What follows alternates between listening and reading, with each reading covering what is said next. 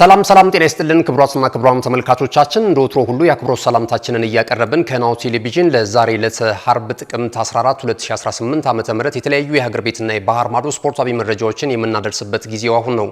እስከ መረጃዎቻችን ፍጻሜ ድረስ አብራችሁን እንድትቆዩ የአክብሮት ግብዣችን ነው። መረጃዎቹን ወደ እናንተ በማድረስ ገዛኸኝ ሄንዱላ ከካሜራ ባለሙያችን ፍቃዱ ወልደትንሳይ ጋራ በጋራ በመሆን መረጃዎቹን ወደ እናንተ እያደረስን ቆይታ እናደርጋለን። አብራችሁኑ ነው። ወደ ቀዳሚው የሀገር ቤት ስፖርታዊ መረጃችን ስናልፍ የአትሌቲክስ ዜናን ቀዳሚ እናደርጋለን። 43ኛው የጆርካ የአዲስ አበባ ከተማ ሀገር አቋራጭ የውድድር መድረክ ከነገ በስቲያ የፊታችን እሁድ ጥቅምት 16 2018 ዓ.ም በጃን ሜዳ የሚከናወን ነው የሚሆነው።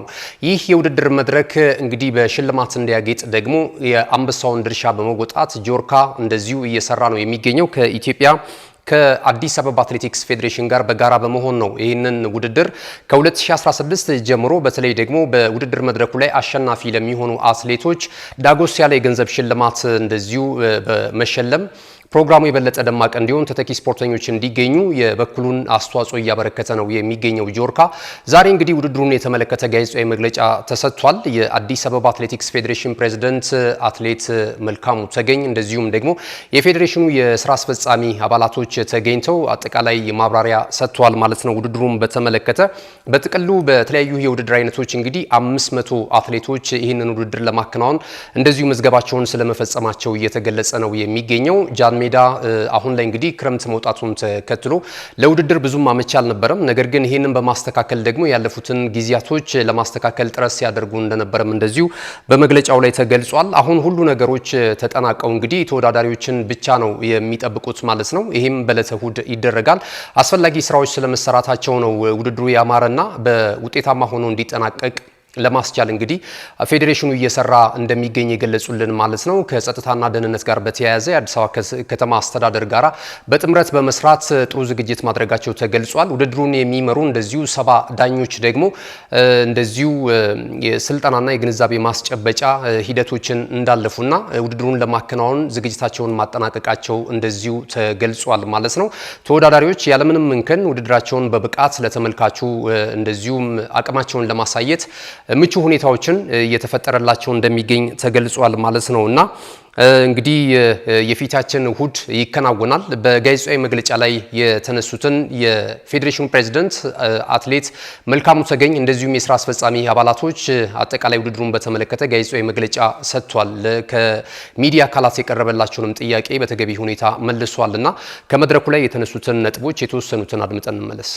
የጆርካ ሁለተኛው ክሮስ ካንትሪ ውድድር በደመቀና በአማረ ሁኔታ ለማድረግ ሁላችንም ይህን ውድድር ለማሳመር ለማድመቅ አትሌቶቻቸውን እንዲሁም ደግሞ አሰልጣኞች በዚህ ውድድር ላይ ለመሳተፍ ያው በዚህ አሁን ባለ መረጃ ወደ 500 የሚጠጉ የግልም የክለብም አትሌቶች ተመዝግበዋል።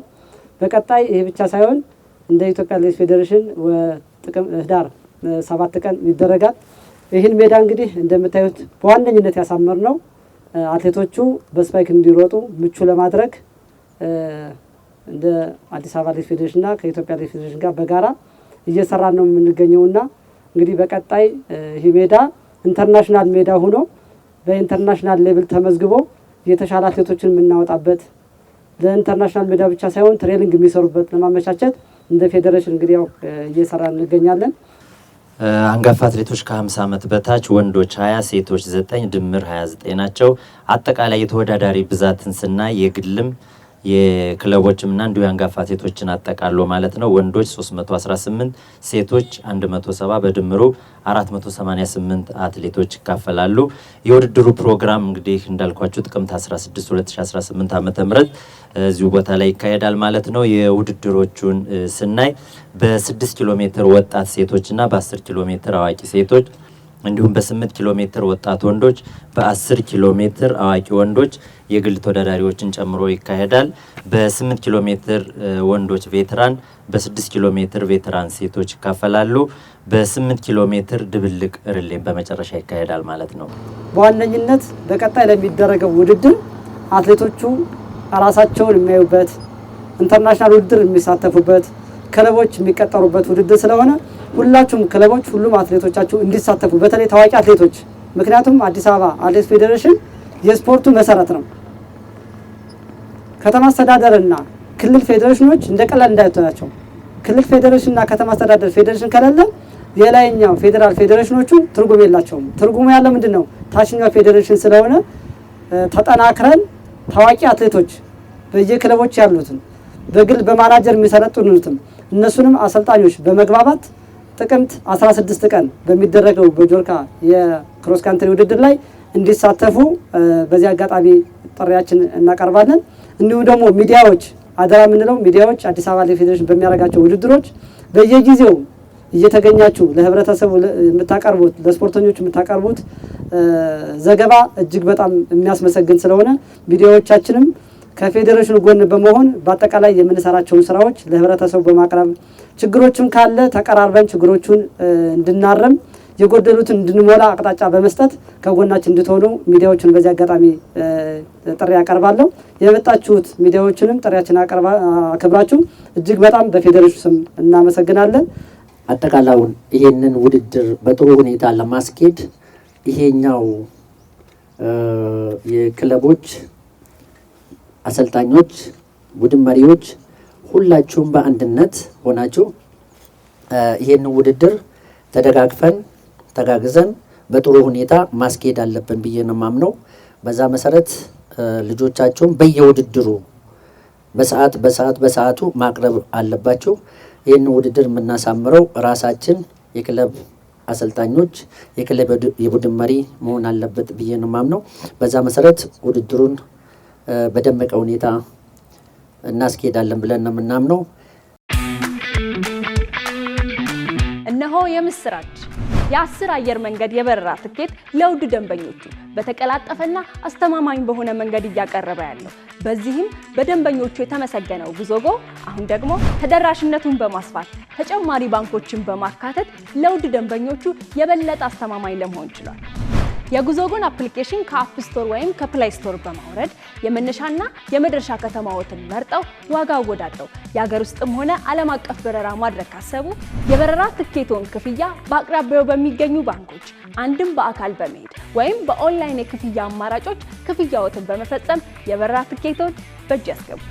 ከዚህም በተጨማሪ እንደ ሁል ጊዜው ወደ ጉዞጎ የጥሪ ማዕከላችን 7473 በመደወል ከሙሉ የበረራ መረጃ ጋር የ24 ሰዓት የትኬት አገልግሎት ማግኘት እንደሚችሉ ስናበስሮ በታላቅ ደስታ ነው። ለበረራዎ ጉዞጎ።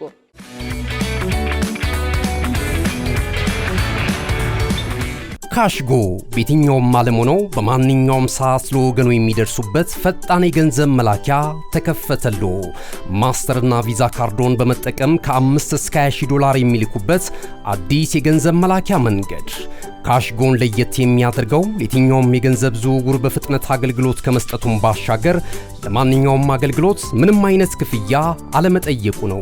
በሀገራችን ታሪክ ገንዘብን ከውጪ ወደ ሀገር ቤት በማስተላለፍ በመተግበሪያ መልክ አገልግሎት መስጠት የጀመረው የመጀመሪያው ሀገር በቀል የገንዘብ መላኪያ ዘዴ ካሽጎ ከ4500 በላይ ባሉ የባንክ ቅርንጫፎች አገልግሎት እየሰጠ ይገኛል።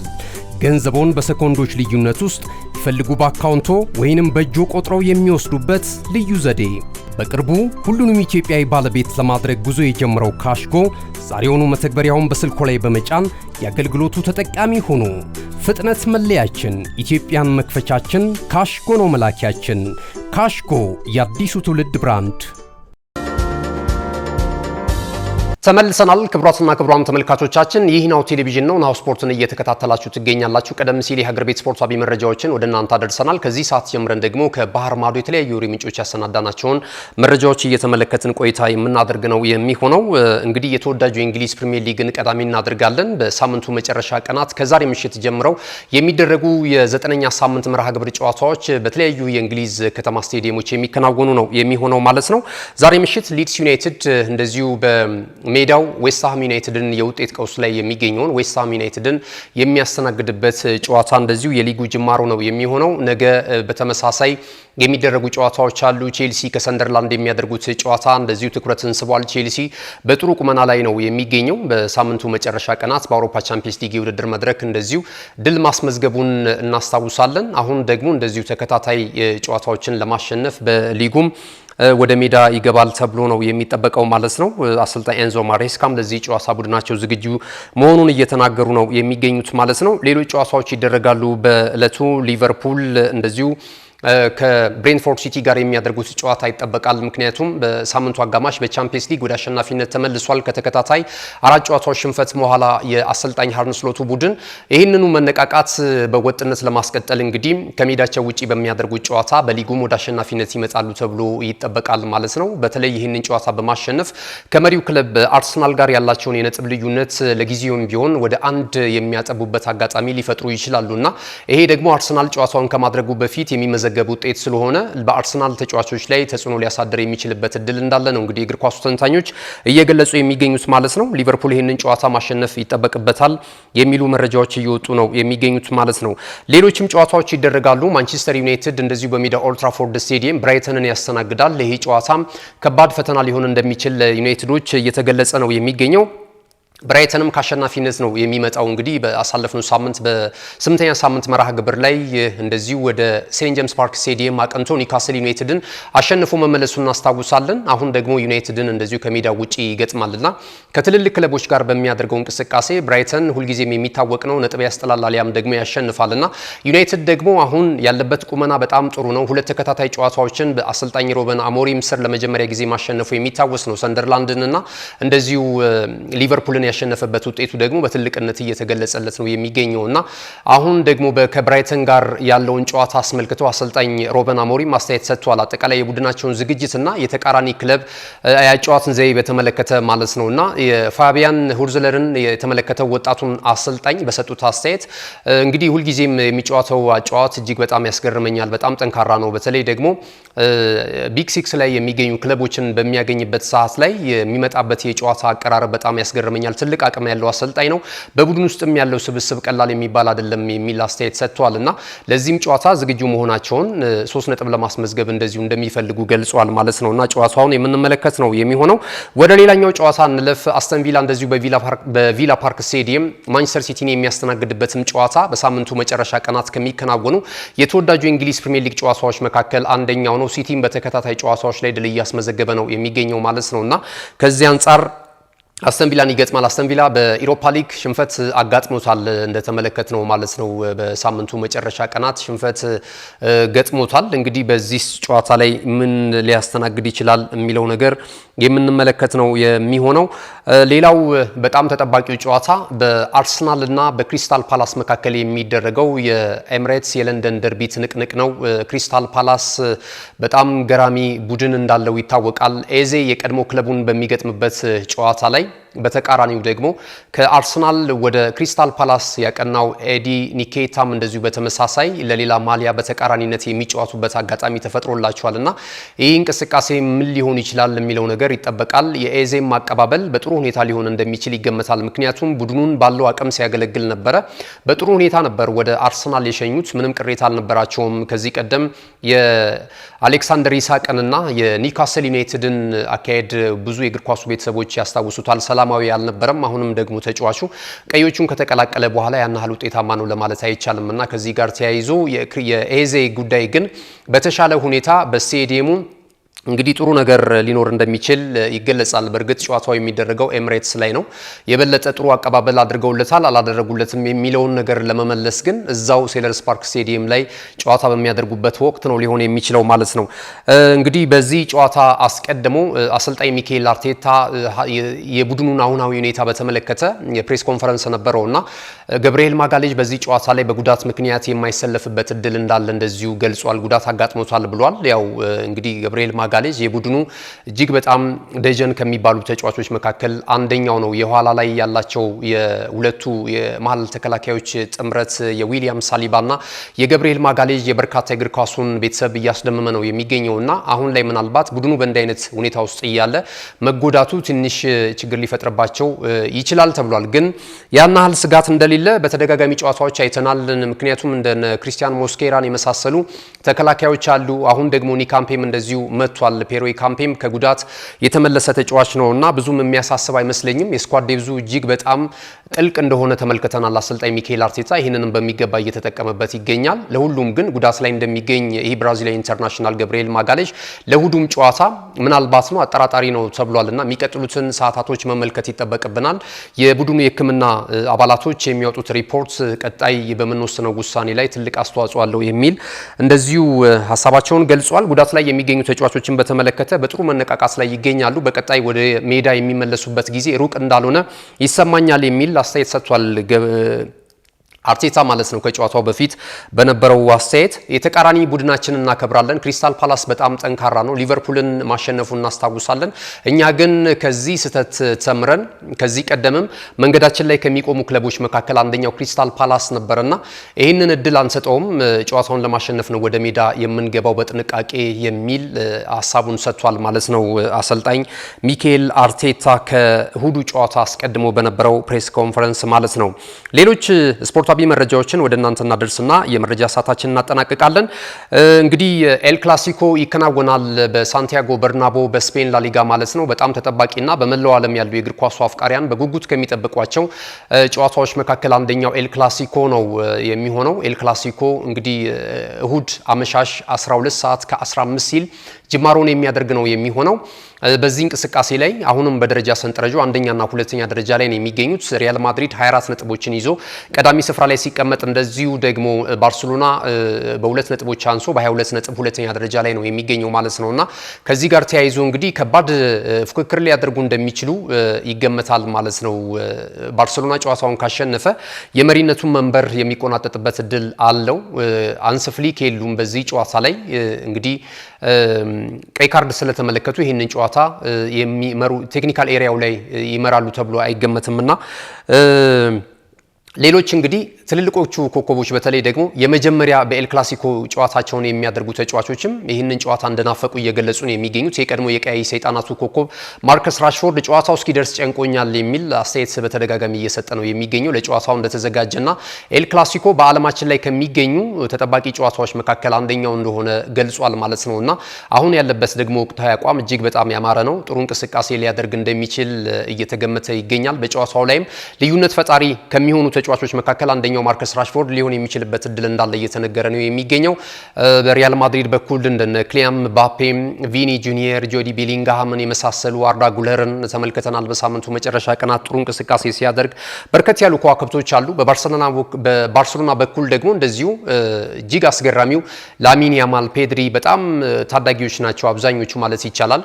አንጋፋዎቹ በዚህ እንቅስቃሴ ላይ ራፊና እንደማይኖር ተገልጿል። ጉዳት ዳግም እንዳጋጠመው ከጉዳቱ ተመልሶ ልምምድ በሚሰራበት ሰዓት ላይ ዳግም መጎዳቱ እየተገለጸ ነው የሚገኘው። ለዚህ ጨዋታ ዝግጁ ያለ መሆኑ እየተነገረ ነው የሚገኘው ማለት ነው። ራፊና በጣም ጥሩ እንቅስቃሴ ከሚያደርጉ ሲኒየር የባርሴሎና ተጫዋቾች መካከል አንደኛው ነው። ሮበርት ሌዋንዶስኪም በተመሳሳይ ማለት ነው። እንግዲህ እነዚህን ጉዳዮች ተመልክተናል። ሌሎች አጫጭር ስፖርታዊ መረጃዎችን ለመጨመር ግን አኪም ዚያች የሞሮኮ ብሔራዊ ቡድን ተጫዋች እንግዲህ ብዙዎች ሊያውቁታል። በእንግሊዝ ፕሪሚየር ሊግም መጫወት የቻለበትን አጋጣሚ በቼልሲ ቤት አይተናል። ከዛ ባለፈም በሌሎች ክለቦች ውስጥ እንደዚሁ ሲጫወት ነበርና ይሄ ተጫዋች አሁን ወደ ሀገሩ ክለብ ዋይዳድ ካዛብላንካ ስለማምራቱ እየተገለጸ ይገኛል። ከአውሮፓ ይልቅ አፍሪካን ተመራጭ አድርጎ በእድሜው እንግዲህ ይህንን በወጣትነቱ ይህንን ቡድን መቀላቀሉ እየተገለጸ ነው የሚገኘው ማለት ነው።